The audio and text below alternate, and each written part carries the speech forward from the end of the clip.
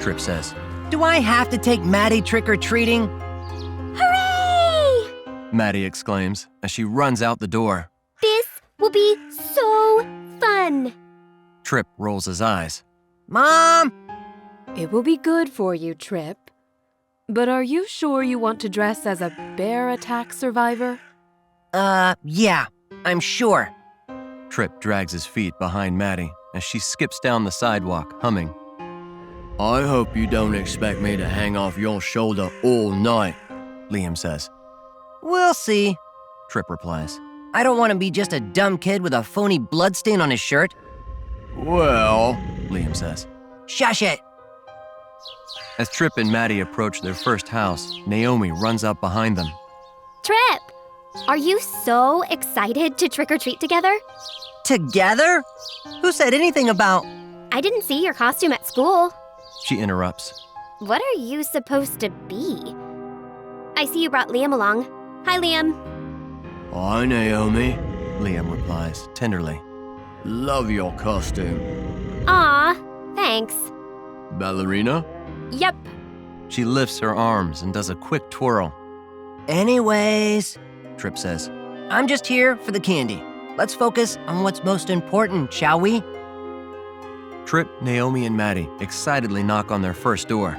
It opens, and the man who answers looks down at them, stroking his cat. What? Trick or treat?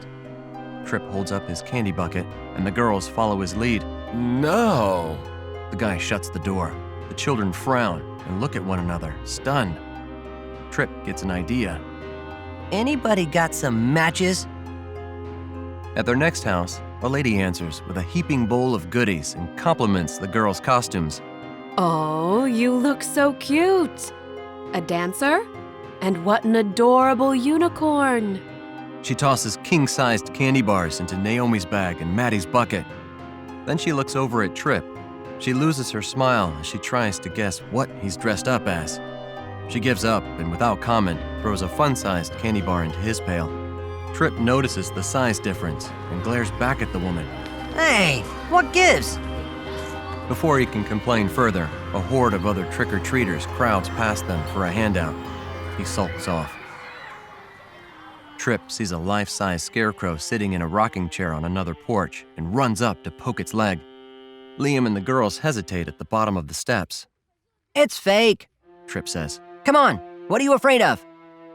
Eyeing the stationary figure, they slowly walk up to the doormat. As Tryp rings the doorbell, the scarecrow lurches out at them. Naomi screams, Maddie's eyes go wide with terror, and all except Tryp sprint away in a mad dash to the next house. He makes sure to secure his candy first. Told you it was fake. It's not a real scarecrow. It's just a dude dressed up as one. The scarecrow shakes his head and leans back into position for the next group of kids. Across the street, they notice their neighbors' decorations to create the ultimate monster house. Some people know how to Halloween, Tryp says with admiration. How come you didn't bring Arnie along? Maddie asks Tryp. He didn't want to come, Liam answers.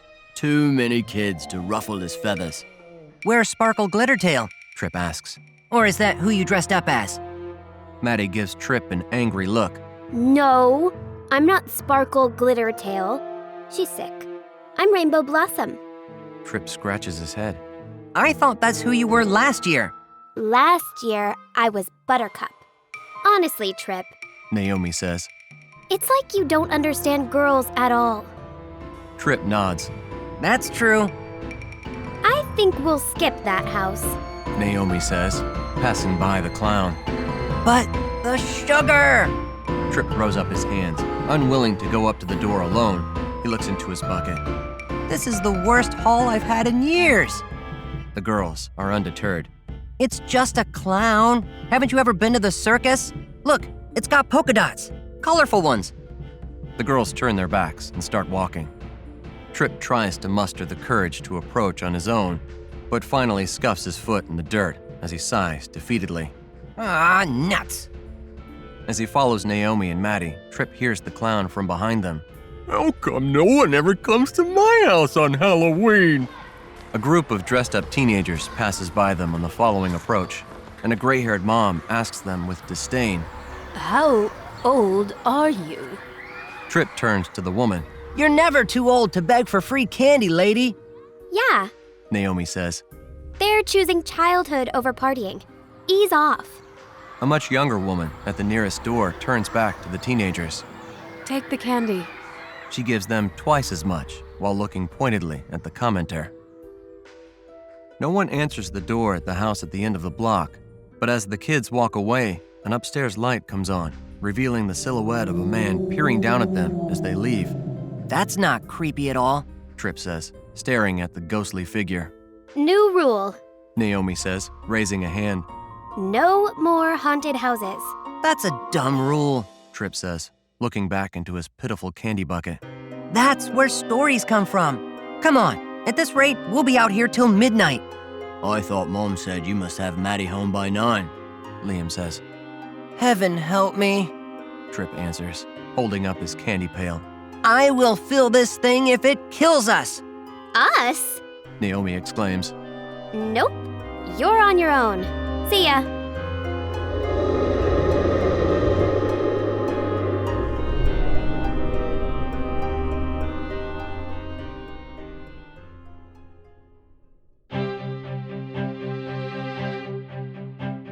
This has been Tryp, Halloween Shorts, written and illustrated by Brian C. Hales, read by James Woodrich and Kim Churchill.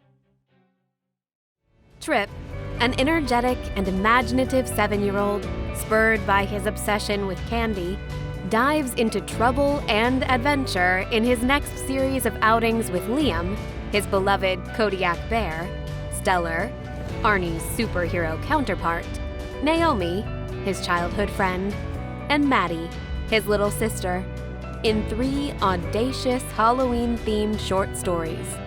Tag along on all 3 adventures, entitled Trick or Treat, Kamikaze, and Stellar, and the Transylvania House. But beware, Tryp's imagination might just take you places you may never have imagined. Tryp, Halloween Shorts, now available at Amazon and other book retailers.